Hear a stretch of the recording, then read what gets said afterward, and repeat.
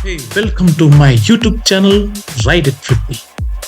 दुख हमेशा पीछे की तरफ देखता है, चिंता हमेशा इधर उधर देखती है, लेकिन विश्वास हमेशा आगे की ओर ही देखता है। ये कलकेरी संगीत विद्यालय का दूसरा वीडियो है।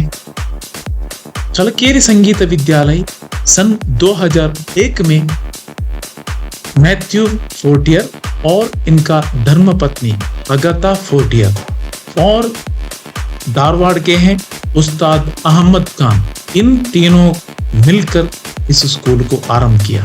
इस स्कूल का सपना है, जो विजन है, एजुकेशन सभी बच्चों को अधिकार है, पेट भर खाना, स्वास्थ्य सेवाएं, आर्थिक और सामाजिक अवकाश वंचित बच्चों को समाज में आगे लाना इस स्कूल का विजन है। इस स्कूल का एडमिशन कैसा है, क्या क्या सिखाते हैं, इनका बारे में इसी स्कूल का जनरल मैनेजर श्री ಯಶವಂತ್ ಸಿಂಧೆ से सुनिए। ಕಲಕೇರಿ ಸಂಗೀತ ವಿದ್ಯಾಲಯದಲ್ಲಿ ಇದ್ದೀವಿ। ಇದರ ಬಗ್ಗೆ ಸ್ವಲ್ಪ ಸಂಕ್ಷಿಪ್ತವಾಗಿ ನಾನು ನಿಮಗೆ ಹೇಳಕ್ಕೆ ಇಷ್ಟಪಡ್ತಿದ್ದೀನಿ। ಸೊ ಕಲಕೇರಿ ಸಂಗೀತ ವಿದ್ಯಾಲಯ ಅನ್ನೋದು ಒಂದು ಸಂಸ್ಥೆ। ಇದರಲ್ಲಿ ಪ್ರೆಸೆಂಟ್ 9 ಮೆಂಬರ್ಸ್ ಇದ್ದಾರೆ, ಆಮೇಲೆ 6 ಡಿಪಾರ್ಟ್ಮೆಂಟ್ಗಳಿದ್ದಾವೆ। ನಾವು ಸಾಮಾಜಿಕವಾಗಿ ಮತ್ತು ಆರ್ಥಿಕವಾಗಿ ಹಿಂದುಳಿದಂಥ ಮಕ್ಕಳನ್ನ ಸೇರಿಸ್ಕೊಂಡ್ಬಿಟ್ಟು ಅವ್ರಿಗೆ ಸಂಗೀತ ಮತ್ತು ಶೈಕ್ಷಣಿಕ ಶಿಕ್ಷಣವನ್ನು ಹೇಳ್ತೀವಿ। ಸೊ ಸಂಗೀತದಲ್ಲಿ ಅವ್ರಿಗೆ 8:30 ಇಂದ 11:30ವರೆಗೂ ಮಾರ್ನಿಂಗ್ ಕ್ಲಾಸಸ್ ನಡೆಯುತ್ತವೆ। ಅದರಲ್ಲಿ ಅವ್ರಿಗೆ ಹಾಡೋದನ್ನು ಹೇಳ್ಕೊಡ್ತಾರೆ, ಬೇರೆ ಬೇರೆ ವಾದ್ಯಗಳನ್ನು ಪ್ಲೇ ಮಾಡೋದು ಹೇಳ್ತಾರೆ। ಅದರಲ್ಲಿ ತಬಲಾ ಆಗಿರ್ಬೋದು, ಹಾರ್ಮೋನಿಯಂ, ಸಿತಾರ್, ವೈಲಿನ್ ಮತ್ತು ನಮ್ಮಲ್ಲಿ ಕಥಕ್ ಡಾನ್ಸ್ ಕೂಡ ಹೇಳ್ಕೊಡ್ತೀವಿ। ಅದ್ರ ಜೊತೆಗೆ ಡ್ರಾಮಾನು ಹೇಳ್ಕೊಡ್ತೀವಿ। ಆಮೇಲೆ ಅಕಾಡೆಮಿಕ್ ಕ್ಲಾಸಸ್ಸು ಇಲ್ಲಿ ನಮ್ಮಲ್ಲಿ 1st ಸ್ಟ್ಯಾಂಡರ್ಡಿಂದ 10th ಸ್ಟ್ಯಾಂಡರ್ಡ್ವರೆಗೂ ನಡೀತಾವೆ। ಸೊ ಜಾಸ್ತಿ ಆ್ಯಕ್ಟಿವಿಟಿ ಬೇಸ್ ಕ್ಲಾಸಸ್ ಜಾಸ್ತಿ ನಾವು ಹೇಳ್ಕೊಡ್ತೀವಿ। ಕರ್ನಾಟಕ ಸ್ಟೇಟ್ ಸಿಲೆಬಸ್ಸಿಂದ ರಿಜಿಸ್ಟರ್ ಆಗಿದೆ ಮತ್ತು BO ಕಡೆಯಿಂದ ನಮ್ಮ ಕಡೆ ಪರ್ಮಿಷನ್ನು ಸಿಕ್ಕಿದೆ। ಅದಲ್ಲದೆ ನಮ್ಮಲ್ಲಿ ಹಾಸ್ಟೆಲ್ಗಳನ್ನು ನೀವು ನೋಡ್ಬೋದು, ನಮ್ಮ ಹಿಂದ್ಗಡೆ ಇವೆಲ್ಲ ಹಾಸ್ಟೆಲ್ ಇದ್ದಾವೆ। ಸೊ ಒಂದು ಹಾಸ್ಟೆಲಲ್ಲಿ 15ರಿಂದ 20 ಮಕ್ಕಳಿರ್ತಾರೆ, ಇಬ್ಬರು ಇಂಡಿಯನ್ ವಾರ್ಡನ್ ಇದ್ದಾರೆ, ಆಮೇಲೆ ನಮ್ಮಲ್ಲಿ ಫಾರಿನ್ ವಾಲಂಟಿಯರು ವಾರ್ಡನ್ ಆಗಿ ಕೆಲಸ ಮಾಡ್ತಾರೆ। ಸೊ ವಾಲಂಟಿಯರ್ ಅಂತಂದರೆ ಅವರು ಬೇರೆ ಬೇರೆ ಕಂಟ್ರಿಯಿಂದ ಬರ್ತಾರೆ, ಸ್ಪೆಸಿಫಿಕ್ಕಾಗಿ ಜರ್ಮನಿ, ಫ್ರಾನ್ಸ್ ಮತ್ತು UK ಈ 3 ಕಂಟ್ರಿಯಿಂದ ಜಾಸ್ತಿ ಜನ ಬರ್ತಾಯಿದ್ದಾರೆ। ಅವ್ರು ಬಂದು ಇಲ್ಲೆಲ್ಲ ನಮ್ಮ ಬರೋಕ್ಕಿಂತ ಮುಂಚೆ ಭಾರತೀಯ ಸಂಪ್ರದಾಯ ಬಗ್ಗೆ ಎಲ್ಲ ಅರ್ಥ ಮಾಡ್ಕೊಂಡು ಬಂದಿರ್ತಾರೆ। ಸೊ ಶಾಲೆಯಲ್ಲಿ ಯಾವ ಥರ ಇರಬೇಕು ಅದನ್ನೆಲ್ಲ ನಾವು ಅವ್ರಿಗೆ ತಿಳಿಸಿರ್ತೀವಿ। ಅದೇ ಪ್ರಕಾರ ಅವ್ರು ಇಲ್ಲಿ ಕೆಲಸ ಮಾಡ್ತಾರೆ। ಆಫೀಸಲ್ಲಿ ಕೆಲಸ ಮಾಡೋರು ಇದ್ದಾರೆ, ವಾರ್ಡನ್ನಾಗಿ ಕೆಲಸ ಮಾಡ್ತಾರೆ, ಟೀಚರಾಗಿ ಇರ್ತಾರೆ, ಮತ್ತು ಬೇರೆ ಬೇರೆ ನರ್ಸಾಗಿಯೂ ಇಲ್ಲಿ ಕೆಲಸ ಮಾಡ್ತಾರೆ, ಬೇರೆ ಬೇರೆ ಕೆಲಸಗಳನ್ನು ಇಲ್ಲಿ ಮಾಡ್ಕೊತ ಹೋಗ್ತಿರ್ತಾರೆ। ಸೊ ಅವರಿಂದ ತುಂಬ ನಮಗೆ ಹೆಲ್ಪು ಆಗುತ್ತೆ। ಅವರು ಇಲ್ಲಿ ಬಂದು ವರ್ಕ್ ಮಾಡುವಾಗ ಅವ್ರಿಗೆ ಸಮಾಜ ಸೇವೆ ಮಾಡಬೇಕು ಅನ್ನೋದು ಒಂದೇ ಗುರಿ ಇರ್ತದೆ। ಶಾಲೆಯಿಂದ ಅವ್ರಿಗೆ ಆರ್ಥಿಕವಾಗಿ ಯಾವುದೇ ಬೆನಿಫಿಟ್ ಸಿಗೋದಿಲ್ಲ, ಬಟ್ ಇಲ್ಲಿರೋದು ಇಲ್ಲಿ ಎಷ್ಟು ದಿನ ಇರ್ತಾರೆ ಅವರು ಖುಷಿಯಾಗಿ ನೆಮ್ಮದಿಯಿಂದ ಕೆಲಸ ಮಾಡ್ಕೊಂಡು ಹೋಗ್ತಾರೆ। ಸೊ ಈ ಶಾಲೆ ಬಂದುಬಿಟ್ಟು ಮ್ಯಾಥ್ಯೂ ಫೋರ್ಟಿಯರ್ ಅವರ ವೈಫ್ ಆದಂಥ ಅಗಾಥಾ ಫೋರ್ಟಿಯರ್ ಮತ್ತು ನಮ್ಮ ಧಾರವಾಡದವರೇ ಆದಂಥ ಹಮೀದ್ ಖಾನ್ ಅವರು ಈ ಶಾಲೆಯನ್ನು ಸ್ಥಾಪಿಸಿದರು। ಸೊ 2002ರಲ್ಲಿ ಈ ಶಾಲೆನ ಇನಿಷಿಯಲಾಗಿ ಸ್ಟಾರ್ಟ್ ಮಾಡಿದಾಗ 2-3 ಜನ ಮಕ್ಕಳು ಮಾತ್ರ ಬರ್ತಾಯಿದ್ರು। ಸೊ ಅವರಿಗೆ ಸಂಗೀತಾಭ್ಯಾಸನ ಇವರು ಹೇಳ್ಕೊಡ್ತಾಯಿದ್ರು। ಅದ್ರ ಜೊತೆಗೆ ಅಕಾಡೆಮಿಕ್ ಶಾಲೆನೂ ನಾವು ಸ್ಟಾರ್ಟ್ ಮಾಡಬೇಕಂತಂದು 2005ರಿಂದ 2007ರವರೆಗೆ ಅಕಾಡೆಮಿಕ್ ಶಾಲೆನೂ ನಾವು ಇಲ್ಲಿ ಸ್ಟಾರ್ಟ್ ಮಾಡಿದ್ದೀವಿ। ಸೊ ಈಗ ಸದ್ಯಕ್ಕಂತೂ ಈ ಕ್ಯಾಂಪಸಲ್ಲಿ ನಿಮ್ಗೆ 1st ಸ್ಟ್ಯಾಂಡರ್ಡಿಂದ 10th ಸ್ಟ್ಯಾಂಡರ್ಡ್ವರೆಗೂ ನೀವು ನೋಡ್ತೀರಿ। ಆಮೇಲೆ ಹೈಯರ್ ಸ್ಟ್ಯಾಂಡರ್ಡ್ ಮಕ್ಕಳೆಲ್ಲ ಇಲ್ಲೇ ಹಾಸ್ಟೆಲಲ್ಲಿ ಇಟ್ಬಿಟ್ಟು ಧಾರವಾಡಕ್ಕೆ ಹೋಗಿ ಅಲ್ಲಿ ಕಲಿತು ಇಲ್ಲಿ ವಾಪಸ್ ಬರೋರು ಇದ್ದಾರೆ। ಕೆಲವರು ಹಾಸ್ಟೆಲ್ ಫೆಸಿಲಿಟಿ ಸಿಕ್ಕೋರು ಧಾರವಾಡದಿಂದನೇ ಅಪ್ ಆ್ಯಂಡ್ ಡೌನ್ ಮಾಡ್ತಾರೆ। ಆಮೇಲೆ ಮನೆ ಧಾರವಾಡದಲ್ಲೇ ಇದ್ದರೆ ಅವರು ಧಾರವಾಡದಿಂದ ಕಾಲೇಜಿಗೆ ಹೋಗಿ ಬಂದು ಮಾಡ್ತಾರೆ। ಸೊ ನಾವು ಈ ಸ್ಕೂಲಲ್ಲಿ 1st ಸ್ಟ್ಯಾಂಡರ್ಡ್ ಮಾತ್ರ ನಾವು ಅಡ್ಮಿಷನ್ ತೊಗೋತೀವಿ। ಸೊ ಅದರಲ್ಲಿ ಸಿಂಗಲ್ ಪೇರೆಂಟ್ ಆಗಿರ್ಬೋದು, ಅಥವಾ ಆರ್ಫನ್ ಸ್ಟೂಡೆಂಟ್ ಆಗಿರ್ಬೋದು, ಅಥವಾ ಸಾಮಾಜಿಕವಾಗಿ ಹಿಂದುಳಿದಂಥ ಮಕ್ಕಳಿಗೆ ನಾವು ಸೆಲೆಕ್ಟ್ ಮಾಡ್ಕೊಂಬಿಟ್ಟು ಅವ್ರನ್ನ ಫೈನಾನ್ಸ್ ಬಗ್ಗೆ ಒಂದು ವಿಷಯ ಹೇಳೋದಾದರೆ, ನಮ್ಮ ಶಾಲೆಗೆ ಯಾವುದೇ ಥರಂಥ ಗೌರ್ಮೆಂಟಿಂದ ಹೆಲ್ಪ್ ಇರೋದಿಲ್ಲ। ನಾವು ಆದಷ್ಟು ಇಂಡಿವಿಜುವಲಿ ಫಂಡ್ ರೈಸನ್ನ ಮಾಡ್ತಾಯಿದ್ದೀವಿ। ಅದರಲ್ಲಿ ಅನ್ನದಾನ ಆಗಿರ್ಬೋದು, ಸೊ ಯಾರಾದರೂ ಸ್ಪೆಷಲ್ ಡೇಸ್ ಏನಾದರೂ ಇದ್ದರೆ, ಹುಟ್ಟುಹಬ್ಬ ಆಗಿರ್ಬೋದು, ಆ್ಯನಿವರ್ಸರಿ ಆಗ್ಬೋದು, ಏನೋ ಸ್ಪೆಷಲ್ ಡೇಸ್ ಇದ್ದಾಗ ಇಲ್ಲಿ ನಮ್ಮ ಮಕ್ಕಳಿಗೆ ಅನ್ನದಾನ ಮಾಡ್ತಾರೆ। ಆಮೇಲೆ ಒಂದು ಚೈಲ್ಡ್ ಸ್ಪಾನ್ಸರ್ಶಿಪ್ ಅಂತ ಇದೆ। ಸೊ ಇಲ್ಲಿರುವಂಥ ಎಲ್ಲ ಮಕ್ಕಳಿಗೂ ನಾವು ಸ್ಪಾನ್ಸರ್ಶಿಪ್ನ ಹುಡುಕ್ತಿರ್ತೀವಿ. ಈಗ ಅರೌಂಡ್ 70-80% ನಮ್ಮ ಇಲ್ಲಿರುವಂಥ ಮಕ್ಕಳೆಲ್ಲ ಸ್ಪಾನ್ಸರ್ಶಿಪ್ ಪಡ್ಕೊಂಡಿದ್ದಾರೆ. ಇನ್ನೊಂದು 20% ಇದ್ದಾರೆ, ಅವರು ನಾವು ಪ್ರಯತ್ನ ಮಾಡ್ತಾಯಿದ್ದೀವಿ.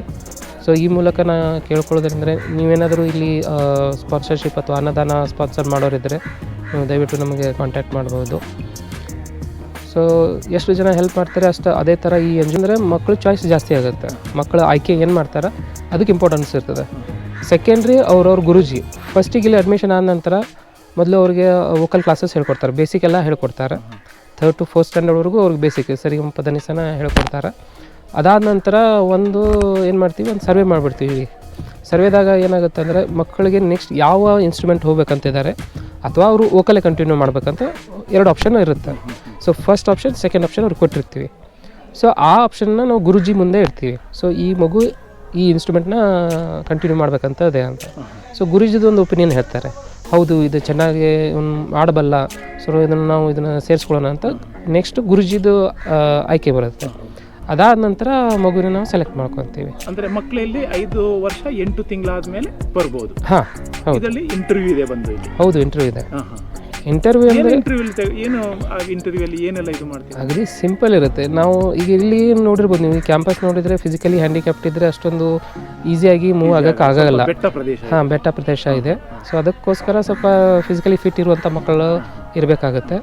ಅದ್ರ ಜೊತೆಗೆ ಇಂಟರ್ವ್ಯೂಲ್ಲಿ ಏನಂದರೆ ಒಂದು ಸ್ಟ್ರೈಟ್ ಲೈನ್ ಕೊಡ್ತಿರ್ತಾರೆ, ಅದ್ರ ಮಗು ಹೇಳ್ತಾರೆ ಸ್ಟ್ರೈಟಾಗಿ ಹೋಗಬೇಕು, ಅಡ್ಡ ತಿಡ್ಡ ಗೆರಿ ಹಾಕಿ ಅದ್ರ ಮೇಲೆ ನಡಿ ಅಂತ ಹೇಳ್ತಾರೆ. ಸೊ ಮಗುವಿಗೆ ನಾವು ಹೇಳ್ತಾ ಇರೋದು ಅರ್ಥ ಆಗಬೇಕು. ನೀವು ಒಂದು ಶಿಕ್ಷಣ ಕೊಡ್ತೀವಿ, ಅದ್ರ ಜೊತೆಗೆ ಹಾಸ್ಟೆಲ್ ಫೆಸಿಲಿಟಿ ಇದೆ, ಅದ್ರ ಜೊತೆಗೆ ಊಟದ ಫೆಸಿಲಿಟಿನೂ ಇದೆ, ಕೊನೆಗೆ ನಮ್ಮದು ಮೆಡಿಕಲ್ ಫೆಸಿಲಿಟಿನೂ ನಾವು ಕೊಡ್ತೀವಿ. ಸೊ ಸಣ್ಣ ಪುಟ್ಟ ಏನಾದರೂ ಆದರೆ ಸಣ್ಣದೊಂದು ಕ್ಲಿನಿಕ್ ಇದೆ, ಅದರಲ್ಲಿ ಕೇರ್ ತೊಗೋತೀವಿ.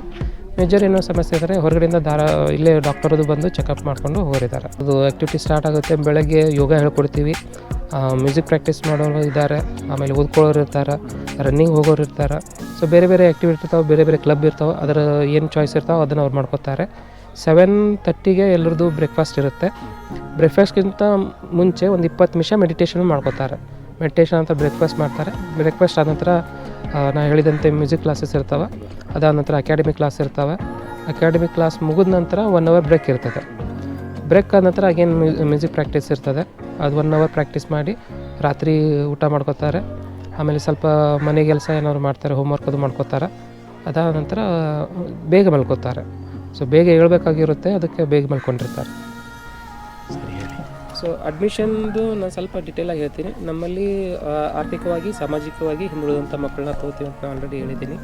ಸೊ ಇದರಲ್ಲಿ ಆರ್ಫನ್ ಮಕ್ಕಳಿಗೂ ನಾವು ಅಡ್ಮಿಷನ್ ತಗೋತೀವಿ. ಅವ್ರಿಗೆ ಮೇನ್ ಪ್ರಿಫರೆನ್ಸ್ ಅವ್ರಿಗೆ ಇರುತ್ತೆ. ಬಟ್ ಅವ್ರಿಗೆ ಯಾರಾದರೂ ಒಬ್ಬರು ಲೀಗಲಿ ಗಾರ್ಡಿಯನ್ ಇರಲೇಬೇಕು. ಯಾಕಂದರೆ ಏಪ್ರಿಲ್ ಮತ್ತು ಅಕ್ಟೋಬರ್ ರಜೆ ಇದ್ದಾಗ ನಾವು ಎಲ್ಲ ಮಕ್ಕಳನ್ನು ಮನೆ ಕಳಿಸಿರ್ತೀವಿ. ವಾರ್ಡನ್ಸು ಹೋಗಿರ್ತಾರೆ, ಟೀಚರ್ಸ್ ಹೋಗಿರ್ತಾರೆ. ಕ್ಯಾಂಪಸಲ್ಲಿ ಮೇಂಟೆನೆನ್ಸ್ ಕೆಲಸ ನಡೆದಿರುವಾಗ ಸೊ ಆ ಮಗುವಿನ ಕೇರ್ ತೊಗೊಳಕ್ಕೆ ಸ್ಕೂಲಲ್ಲಿ ಯಾರೂ ಇರೋಲ್ಲ. ಸೊ ಆ ಟೈಮಲ್ಲಿ ಅವರು ಲೀಗಲ್ ಗಾರ್ಡಿಯನ್ಗೆ ಹತ್ತಿರ ಹೋಗಬೇಕಾಗತ್ತೆ. ಆಮೇಲೆ ಸಿಂಗಲ್ ಪೇರೆಂಟ್ ಇದ್ದವ್ರಿಗೆ ತೊಗೊಂಡಿರ್ತೀವಿ, ಅಥವಾ ಫ್ಯಾಮಿಲಿ ಡಿಸ್ಟರ್ಬ್ ಆದಂಥ ಮಕ್ಕಳನ್ನು ನಾವು ಅಡ್ಮಿಷನ್ ತೊಗೋತೀವಿ. ಇದೆಲ್ಲ ಸ್ಕೂಲ್ ವಿತ್ ಡಿಫ್ರೆಂಟ್ ಅಂತ ಹೇಳ್ತೀವಿ. ಸೊ ಈ ಶಾಲೆ ಯಾಕೆ ಡಿಫ್ರೆಂಟ್ ಇದೆ, ಬೇರೆ ಶಾಲೆಗೆ ಕಂಪೇರ್ ಮಾಡೋದಾದರೆ ನಮ್ಮ ಶಾಲೆಗೆ ಯಾವುದೇ ಮಕ್ಕಳನ್ನ ಸೇರಿಸ್ಕೊಂಡ್ರೆ ಯಾವುದೇ ಥರ ಫೀಸ್ ಇರೋದಿಲ್ಲ. ಎಲ್ಲ ಕಂಪ್ಲೀಟ್ಲಿ ಫ್ರೀ. ಅವರು ಶಿಕ್ಷಣ ಆಯಿತು, ಮ್ಯೂಸಿಕ್ ಆಯಿತು, ವಾರ್ಡನ್ ಕೇರ್ ಆಯಿತು, ಆಮೇಲೆ ಮೆಡಿಕಲ್ ಕೇರ್ ಆಯಿತು, ಏನಾಯಿತು ಸಂಪೂರ್ಣವಾಗಿ ಶಾಲೆನೇ ನೋಡ್ಕೊಳ್ತದೆ. ಸೊ ಮಕ್ಕಳ ಕಡೆಯಿಂದ ಯಾವುದೇ ಚಾರ್ಜ್ ಇರೋಲ್ಲ. ಆಮೇಲೆ ಇಲ್ಲಿ ಮಕ್ಕಳನ್ನು ನೋಡ್ಬೋದು, ಇಲ್ಲಿ ಭಯಮುಕ್ತ ವಾತಾವರಣ ಇದೆ. ಮಕ್ಕಳಿಗೆ ನಾವು ಶಿಸ್ತನ್ನು ಕಲಿಸ್ತೀವಿ, ಬಟ್ ಅಗದಿ ಸ್ಟ್ರಿಕ್ಟಾಗಿ ನಾವು ಮೇಂಟೈನ್ ಮಾಡೋದಿಲ್ಲ. ಸೊ ಒಂದೇನಿದೆ ಅಂದರೆ ಇಲ್ಲಿ ಮಗುವಿಗೆ ಏನೋ ಒಳ್ಳೆ ಕೆಲಸ ಮಾಡಿದರೆ ಸ್ಟಾರ್ ಅಂತ ಕೊಡ್ತೀವಿ, ಅದೇನಾದ್ರು ತಪ್ಪು ಮಾಡಿದರೆ ಸ್ಟ್ರೈಪ್ ಅಂತ ಕೊಡ್ತೀವಿ. ಬಟ್ ಆದಷ್ಟು ಒಳ್ಳೆ ಕೆಲಸ ಮಾಡಿದಾಗ ಅದನ್ನು ಜಾಸ್ತಿ ಹೈಲೈಟ್ ಮಾಡ್ತೀವಿ. ಅದನ್ನು ನೋಡಿಬಿಟ್ಟು ಬಾಕಿ ಮಕ್ಕಳು ಒಳ್ಳೆ ಒಳ್ಳೆ ಕೆಲಸನ ಮಾಡ್ಕೊಂಡು ಹೋಗ್ತಿರ್ತಾರೆ. ಇದೊಂದು. ಆಮೇಲೆ ಶಾಲೆದು ಇನ್ನೊಂದು ಇಂಪಾರ್ಟೆಂಟ್ ಏನಂದರೆ ಇಲ್ಲಿರುವಂಥ ಅಲೂಮಿನಿ ಸ್ಟೂಡೆಂಟ್ಗಳು ಇಲ್ಲಿಯೇ ಸ್ಟಾಫ್ ಆಗಿದ್ದಾರೆ. ಸೊ ಒಂದು 5-6 ವರ್ಷ ಹಿಂದ್ಗಡೆ ಇರುವಂಥ ಇಲ್ಲಿ ಕಲಿಯುವಂಥ ಸ್ಟೂಡೆಂಟು ಈಗ ನೀವು ಸ್ಟಾಫ್ ಆಗಿ ನೋಡ್ಬೋದು. ಅದರಲ್ಲಿ ಮ್ಯೂಸಿಕ್ ಡಿಪಾರ್ಟ್ಮೆಂಟಲ್ಲಿ ತುಂಬ ಮಕ್ಕಳು ಟೀಚರ್ ಆಗಿದ್ದಾರೆ. ಸೊ ಅವ್ರಿಗೆ ಆಲ್ರೆಡಿ ಈ ಶಾಲೆ ಯಾವ ಥರ ಇದೆ, ಇದು ಶಾಲೆಯ ಸಂಪ್ರದಾಯ ಏನು, ಅದ್ರ ಬಗ್ಗೆ ತುಂಬ ಅರ್ಥ ಮಾಡ್ಕೊಂಡಿದ್ದಾರೆ. ಆ್ಯಸ್ ಎ ಸ್ಟೂಡೆಂಟಾಗಿ ಏನು ಕಲ್ತಿದ್ದಾರೆ, ಸೊ ಅದನ್ನೇ ಮಕ್ಕಳಲ್ಲಿ ಕಲಿಸೋದು ಭಾಳ ಈಸಿ ಆಗುತ್ತೆ. ನಾವು ಹೊಸಬ್ರು ಬೇರೆದವ್ರು ಯಾರೋ ಕಲಿಸಿದ್ರೆ ಇಲ್ಲಿ ಅಡ್ಜಸ್ಟ್ ಆಗಲಿಕ್ಕೆ ಇಲ್ಲಿ ರೂಲ್ಸು ರೆಗ್ಯುಲೇಷನ್ಸು ಇಲ್ಲಿ ಯಾವ ಥರ ಡಿಫ್ರೆಂಟಾಗಿ ನಾವು ಕಲಿಸ್ತೀವಿ. ಅದನ್ನು ಕಲಿಯೋದಕ್ಕೆ ಒಂದು 6 ಮಂತ್ ಹೋಗಿರುತ್ತೆ.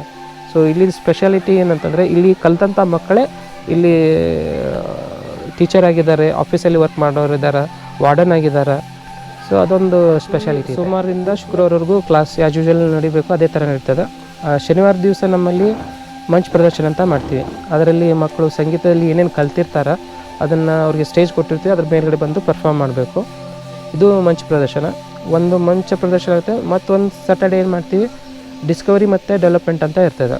ಸೊ ಮಕ್ಕಳಿಗೆ ಪುಸ್ತಕದಲ್ಲದೆ ಅಲ್ಲದೆ ಪಠ್ಯೇತರ ನಾಲೆಜನ್ನು ನಾವು ಕೊಡ್ತೀವಿ. ಅದರಲ್ಲಿ ಬೇರೆ ಬೇರೆ ಹೊರಗಡೆಯಿಂದ ಸ್ವಲ್ಪ ಸ್ಕಿಲ್ ಇದ್ದವ್ರನ್ನ ಕರೆಸಿಬಿಟ್ಟು ಬೇರೆ ಬೇರೆ ಜಾಬಲ್ಲಿರೋರನ್ನ ಕರೆಸಿ, ಪ್ರೊಫೆಷ್ನಲ್ಸ್ನ ಕರೆಸಿ ಅವರಿಗೆ ಆ ಪ್ರೊಫೆಷನಲ್ ಬಗ್ಗೆ ಹೇಳ್ತೀವಿ. ಈಗ ರೀಸೆಂಟಾಗಿ ನಾವು PDO ಅವ್ರನ್ನ ಕರೆಸಿದ್ವಿ, ಬ್ಯಾಂಕರ್ಸ್ನ ಕರೆಸಿದ್ವಿ. ಸೊ ಅವರು ತಮ್ಮ ಫೀಲ್ಡಲ್ಲಿ ಏನು ಮಾಡ್ತಾಯಿದ್ದಾರೆ ಅದ್ರ ಬಗ್ಗೆ ಸ್ವಲ್ಪ ನಾಲೆಜ್ ಕೊಡ್ತಾರೆ. ಇದರಿಂದ ಮಕ್ಕಳಿಗೆ ಮುಂದೆ ತಾವು ಏನಾಗಬೇಕು ಅನ್ನೋದು ಒಂದು ಐಡಿಯಾ ಬರ್ತದೆ. ನಮ್ಮಲ್ಲಿರುವಂಥ ಮಕ್ಕಳು ಜಾಸ್ತಿ ಅಂದರೆ ಸಂಗೀತದಲ್ಲೇ ಹೋಗ್ತಾರೆ. ಬಟ್ ಕೆಲವರು ಬೇರೆ ಬೇರೆ ಪ್ರೊಫೆಷನ್ ಚೂಸ್ ಮಾಡುವಾಗ ಈ ಸ್ಯಾಟರ್ಡೇದು ವಿಷಯ ಬಹಳ ಇಂಪಾರ್ಟೆಂಟ್ ಆಗುತ್ತೆ. ಅದಲ್ಲದೆ ಅವ್ರಿಗೆ ನಾವು ನಮ್ಮ LIC ಅವ್ರ ವೆಹಿಕಲ್ ಏನು ಕೊಟ್ಟಿದ್ದಾರೆ ಅದರ ಒಳಗಡೆಯಿಂದ ಬೇರೆ ಬೇರೆ ಫೀಲ್ಡಿಗೆ ಹೋಗಿರ್ತೀವಿ. ರೀಸೆಂಟಾಗಿ ನಾವು ಅಳ್ನಾವರ್ಕ ಹೋಗಿದ್ವಿ. ಸೊ ಜೇನು ಸಾಕಾಣಿಕೆ ಬಗ್ಗೆ ಎಲ್ಲ ಕಲ್ತ್ಕೊಂಡ್ಬಂದ್ರು ಮಕ್ಕಳಲ್ಲಿ. ಆಮೇಲೆ ಹೊಲಕ್ಕೆಲ್ಲ ಕರ್ಕೊಂಡು ಹೋಗಿರ್ತಾರೆ. ಸೊ ರೈತ ಯಾವ ಥರ ದುಡಿತಾರೆ, ಅದು ಯಾವ ಮೆಟೀರಿಯಲ್ ಟೂಲ್ಸ್ ಯೂಸ್ ಮಾಡ್ತಾರೆ ಅದ್ರ ಬಗ್ಗೆ ಎಲ್ಲ ಇನ್ಫಾರ್ಮೇಷನ್ ಕೊಟ್ಟಿರ್ತೀವಿ. ಆಮೇಲೆ ಪೋಸ್ಟ್ ಆಫೀಸಿಗೆ ಹೋಗಿರ್ತೀವಿ, ಬ್ಯಾಂಕಿಗೆ ಹೋಗಿರ್ತೀವಿ, ಬೇರೆ ಸ್ಕೂಲ್ಸ್ಗೆ ಹೋಗಿರ್ತೀವಿ. ಸೊ ಅದರಲ್ಲಿ ಅವ್ರಿಗೆ ಪುಸ್ತಕದಲ್ಲೇ ಅಲ್ಲದೆ ಹೊರಗಡೆ ನಾಲೆಜನ್ನು ನಾವು ಬೆಳೆಸ್ತಾ ಇದ್ದೀವಿ. ಇದು ಸ್ಯಾಟರ್ಡೇ ಆಗುತ್ತೆ. ಆಮೇಲೆ ಪ್ರತಿ ಸ್ಯಾಟರ್ಡೇ ನಮ್ಮಲ್ಲಿ ಗ್ರೀನ್ ಟೈಮ್ ಅಂತ ಮಾಡ್ತೀವಿ. ಸೊ ಇದು ಒಂದು 2 ಅವರ್ಸ್ ಇರ್ತದೆ. ಆ ಟೈಮಲ್ಲಿ ಅವ್ರ ಮಕ್ಕಳು ಅವರು ಕ್ಲಾಸ್ ರೂಮ್ ಗಾರ್ಡನ್ ಎಲ್ಲ ಮೇಂಟೈನ್ ಮಾಡಬೇಕಾಗತ್ತೆ, ಹಾಸ್ಟೆಲ್ ಗಾರ್ಡನ್ ನೋಡ್ಕೋಬೇಕಾಗತ್ತೆ. ಸೊ ಗಿಡ ಹಚ್ಚೋದು ಅಥವಾ ಗಿಡದ ಬಗ್ಗೆ ಕೇರ್ ತಗೊಳ್ಳೋದು ಇದು ಗ್ರೀನ್ ಟೈಮಲ್ಲಿ ಆಗಿರುತ್ತದೆ. ನಮಸ್ಕಾರ. मेरा सबसे एक विनती है कि इस स्कूल को जितना हो सके मदद करें और मेरा चैनल को सब्सक्राइब करें, बेल आइकन को दबाइए. मिलते हैं नेक्स्ट वीडियो में. तब तक अपना ख्याल रखना. बाय. जब कोई हाथ और साथ दोनों जोड़ देता है तब कुदरत कोई ना कोई उंगली पकड़ने वाले को भेज देता है. बाय.